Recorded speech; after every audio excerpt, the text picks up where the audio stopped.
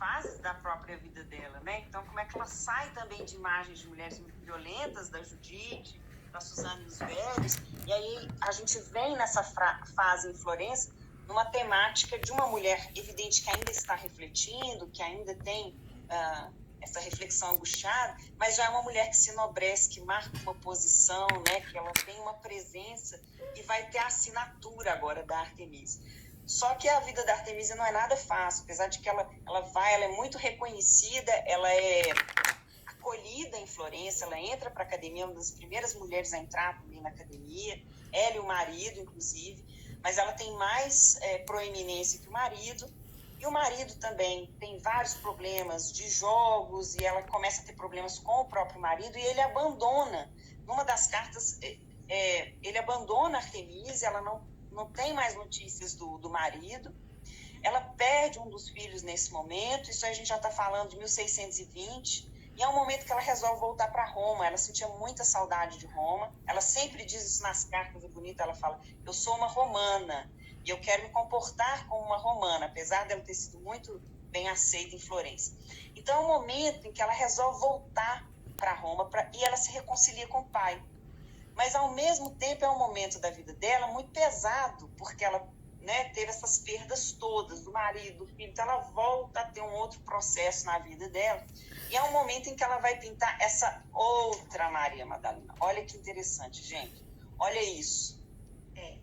Olha isso, padrinha, né? Você vai perceber agora uma mudança de postura. Olha aqui, trouxe as duas para vocês verem na comparação entre essas imagens. A gente já tem dessa angústia moral altiva para uma indiferença já, tá vendo? Uma mulher que já tomba o corpo, já perde as esperanças, já traz um autoabandono, né? A gente já tem uma outra modulação aí do sentimento da Maria Madalena, essa muito mais humanizada, percebe? A gente vai cada vez mais perdendo essa coisa dela olhar para o céu, altiva, e ela vai caindo para a terra. É uma mulher agora real, né, que a gente consegue ver aí, absolutamente melancólica e engraçado que era ela naquele exato momento, era a própria Artemisia Gentileschi naquele exato momento.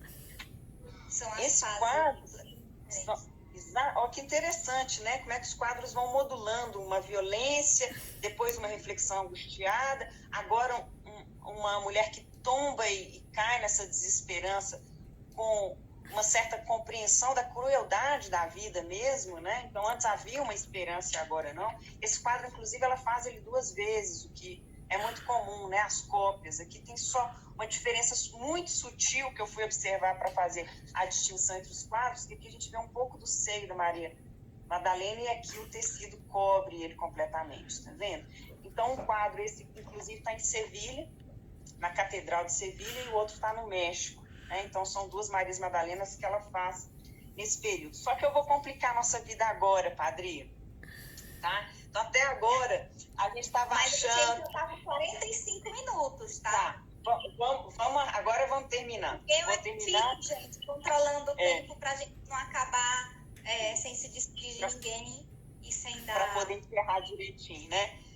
E padrinha, sabe por que eu vou complicar, mas já para ir finalizando, para a gente voltar para aquela pergunta se existe uma arte de mulheres. Porque até agora a gente está vendo uma arte que parece que modulou de acordo com a vida dela, né? Que ela foi, de alguma forma, representando a própria biografia e as próprias condições de ser mulher, o que implica ser mulher e o sofrimento disso naquela sociedade. Só que agora eu vou mostrar uma coisa para vocês. Esse quadro é do Caravaggio. É a Maria Madalena do Caravaggio, feita antes da Maria Madalena, da Artemisia, que eu acabei de mostrar para vocês, percebe? Olha como que agora... O que eu tô querendo mostrar? Gente, eu não posso tirar os comentários, porque depois eu vou deixar salvo para a professora Isabeli salvar para ela. Então, eu não posso tirar os comentários, porque eles estão pedindo para tirar os comentários para ver os quadros. Mas, assim, a gente vai se arranjando, porque o Instagram ainda não deu pra gente a gente colocar a tela do nosso celular, do computador, né? Inclusive até a impressão não tá legal, porque tem essas faixinhas, mas eu acho que tá dando para pelo menos vocês pegarem a ideia, isso que é importante. Coisa... Percebem? Que a padrinha Maria fez um comentário muito importante. Uma das grandes inovações do Caravaggio foi pegar pessoas comuns para representarem os santos. Então, antes, a representação dos santos era sempre idealizada, eram rostos imaginados. E ele começa a pegar cortesãs, mulheres mesmo, para servirem de modelo. Então, aqui, inclusive, ele faz isso, né? E olha que interessante. Aí agora eu vou perguntar para vocês, em que medida a Artemisia estava representando a própria vida ou ela estava condicionada num momento artístico que tinha seus limites temáticos, que tinha seus limites de estilo, percebem? Ela está claramente fazendo um diálogo com... Antes da Artemisia, essa Maria Madalena, essa Madalena... Como é que é? É antes? É antes. Aqui, ó. Eu vou até mostrar para vocês esse quadro, inclusive, ele está em Roma, no Palácio Panflige, que é muito divertido esse Palácio Panflige, porque ele é um herdeiro dos Panflige e a figura mora lá, um dos herdeiros, que ele mora no andar de cima e ele abriu o museu, o acervo da família embaixo. E aqui, olha que interessante, eles colocaram 2 quadros do Caravaggio, um que ele representa Maria, na mesma posição que ele vai representar Maria Madalena, com esse colo vazio, ambas sofrendo a morte de um homem que elas amam, que é Jesus, né? Tem até uma passagem muito bonita do Luc Ferry que ele fala que a gente teme mais a morte de quem a gente ama do que a nossa própria, né? Então... Ana está perguntando, influenciada? Sim. Eles todos foram influenciados por Caravaggio. E alguns deles conheceram Caravaggio, apesar de serem caravaggescos, mas alguns conheceram Caravaggio.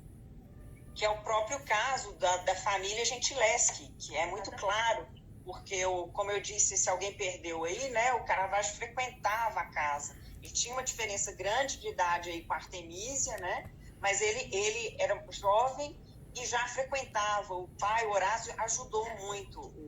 Isso era muito comum, gente. Fica parecendo que é uma cópia. Isso era extremamente comum. Você pega o Rubens, que fez uma citação do Tiziano. Era assim que eles se formavam, né? Assim que eles aprendiam. Só que eu quero mostrar para vocês... Outro que eles aprendiam e renovavam e se aperfeiçoavam. Como o Giotto... se aperfeiçoou, ele muda completamente. O professor que ensinou a ele, que era o Cimabue. Exatamente. Aí, né, tem até a mesma coisa, se a gente for pensar. Aqui eu vou trazer o quadro que o Caravaggio faz também da Judite decapitando Holofernes, e vocês percebem que por mais que haja uma referência, uma citação, há uma marcação autoral. A forma como a Judite mata, a força, né? A mesma coisa com a Maria Madalena também, tá vendo? Tem uma grande diferença, né? A da Artemisia é muito mais luxuosa, muito mais suntuosa, né? Sim. Gente, então a minha questão é um pouco essa, assim, eu vou pensar em que medida, então, a gente pode acreditar a biografia e o condicionamento dela ser mulher, em que medida a arte também é resultado de um conjunto de fatores, né? Dos temas que estavam sendo utilizados na época, como eu estou dizendo, o tema de Maria Madalena foi patrocinado pela própria igreja, era um tema que dialogava com a mentalidade da época, né, dessa época de transição. Então, havia uma encomenda da Maria Madalena, todos estavam pintando esses temas, não só Artemisia pintou Judite decapitando Holofernes, mostrando para vocês aqui o Caravaggio. Ou seja, nem tudo pode ser feito em todos os momentos. Há limites do tema, das tendências, e é claro que tem uma modulação biográfica também. Então, é evidente que ela, com a experiência dela, jogou a própria experiência na representação, mas não pode ser o fator determinante. É isso que eu estou querendo mostrar para vocês.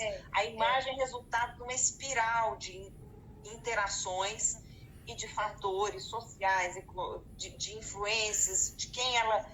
Tanto é que, olha que interessante, ela rompe com o pai para escolher o estilo caravaggesco. Ela podia ter escolhido um estilo mais maneirista, né, que o pai fica nesse limite, ainda que seja considerado um caravaggesco, ele está mais para o estilo do rafaelista, né, mais clássico, mais idealizado, e ela cria uma própria assinatura. Então, percebem? Eu acho que é reduzir a Artemisia ao trauma e a experiência, ao fato dela ser mulher, e a gente não dá conta de entender a riqueza das relações que ela tem com os pintores da época, né? Com como ela mesma elaborou o trauma dela. Então, acho que é uma teia, né, que a gente vai armando aí para formar essa imagem da Artemísia. Acho que era isso aí. Vamos falar do livro, por favor, e vamos falar de uma, porque já estamos com 52 minutos, e eu queria dizer uma coisinha, e aí a gente vai com o livro, a gente se despede rápido. Legal. Que é, gente, eu estou promovendo o meu canal no YouTube. E aí eu vou dar uma mudada no canal do YouTube e eu espero vocês lá também. Se inscrevam, por favor, agradeço bastante. E a professora vai falar do livro. Legal, na verdade, assim, é uma trilogia, para quem não conhece, né? São 3 livros que eu publiquei pela Eduz, que foi minha tese de doutoramento, 8 anos de pesquisa. E aí, no primeiro eu falo das bruxas tupinambás canibais. No segundo é que eu vou tratar aí do tema que a gente falou hoje, que é Maria e Maria Madalena. É bonito, tá vendo? A capa é Maria e a contracapa é uma Madalena do Guido Reni. E aqui que eu vou falar bastante dessa história da Artemísia, etc. E eu termino nas Stars Hollywood, sempre montando esse caminho da crescente humanização e individualização da mulher, né? Em que medida a gente foi se autodeterminando com o tempo e que as mulheres sempre lutaram por autodeterminação, que não nasceu no feminismo a nossa luta, não, veio bem antes. Quando eu vi a professora Isabeli, eu disse, não, essa mulher, eu tenho que convidar ela, porque uma mulher que se dedica, uma pessoa que se dedica à quantidade de estudo para focar pesquisa, porque certas coisas, gente, a gente ficou trocando figurinhas ontem e hoje, e eu fui conversar com uma professora minha e não batia as coisas com... Então, a gente tem muito... isso aí, se a gente for cavar, vai achar muita coisa. Em cada artista, em cada... Né? É fascinante, mas também é maravilhoso. Eu vi que você falou, eu adoro pesquisar. E eu também, porque a pesquisa é um labirinto. E você não sabe aonde ela vai te levar. Então, é por isso que eu sempre gosto da imagem da teia e da aranha, porque é isso, né? A imagem, ela vai abrindo outras imagens, por isso que eu até uso um método que eu chamo de polimagem. Cada imagem contém uma série, por isso que eu gosto de mostrar, comparar as imagens, que assim a gente começa a entendê-las melhor, né? Sim, exatamente. E colocar elas no momento exato do artista. Porque é completamente diferente. Cada artista é diferente. Se a gente for pegar um Tiziano, como a gente fez na semana passada, o Tiziano, ele fez quadros maravilhosos, mas os últimos quadros ele já estava cego. Então, a gente vê a diferença ele envelhecendo. É muito engraçado quando a gente vê o artista envelhecendo. Né? E a gente tem que colocar o Tiziano chega a ser reconhecível, né? Os últimos quadros do Tiziano falam, não é possível esse é um Tiziano. E ele muda a técnica, ele vai experimentando, ousando, né? É muito bonito, ele viveu muito tempo também, ele teve essa trajetória, ele inclusive passou por vários movimentos artísticos, né? Ele transitou, ele viveu em mais de um movimento artístico e foi de alguma forma capturando. É muito bonito, porque é uma história que é atravessada pela história humana e a gente sempre entende os sentimentos, né? Porque eles estão presentes até hoje, por isso que eu falo que é uma teia. A gente vai armando um processo e a gente ainda está enredado nesse processo. A gente ainda está inserido nisso e é muito importante estudar a história, por isso que a gente entende o caminho que a gente está seguindo, né? Bem, gente, a nossa live tá já terminando, já eles deixam... o nome do meu canal se chama Padria Bucar, o mesmo nome do Instagram, né?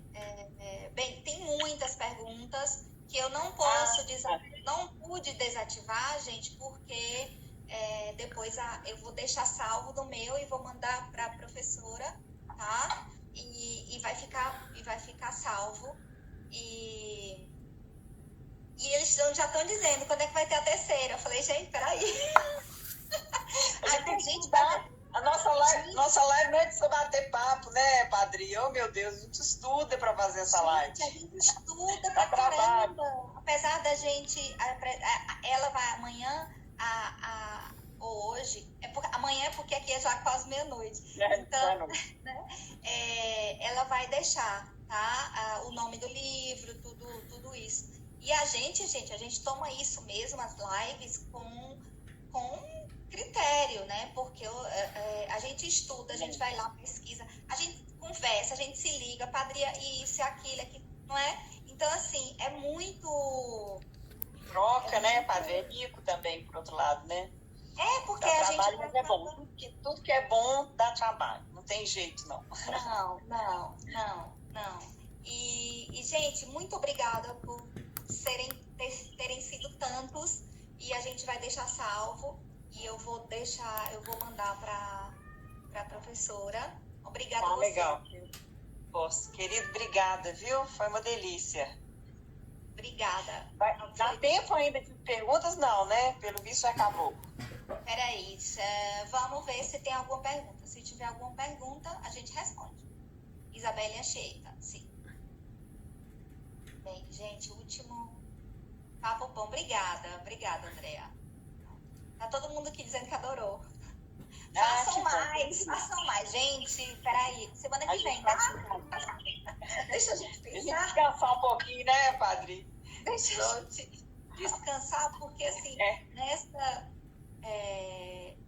professora Isabelle, gostaria de saber, por gentileza, qual a sua principal referência teórica e metodológica para análise de imagens. Tão ricas suas falas. Eu acho que essa resposta, eu acho que é melhor responder no direct, né? Tá legal. Pode ser. Porque na verdade foi um conjunto de referências. Eu tenho Pierre Francastel, que é uma figura que eu gosto muito de sociologia da arte, mas eu acabei tendo que construir um caminho, porque eu falo que as pesquisas em arte, ou elas vão para um caminho que é muito internalista, ou seja, que vão analisar as obras de arte tecnicamente, ou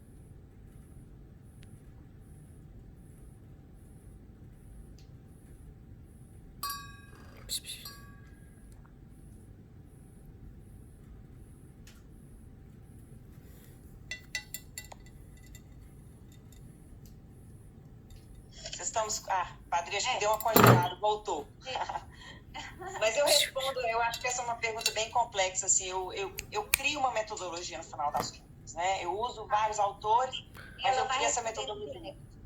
Ela vai responder no direct, e a gente vai ter que terminar, porque nós estamos vai cair, e aí agradeço muito, e quem sabe a gente vai pensar, tá? Vamos sim. Tá bom. Um beijo. Tchau, boa noite aí. Boa noite.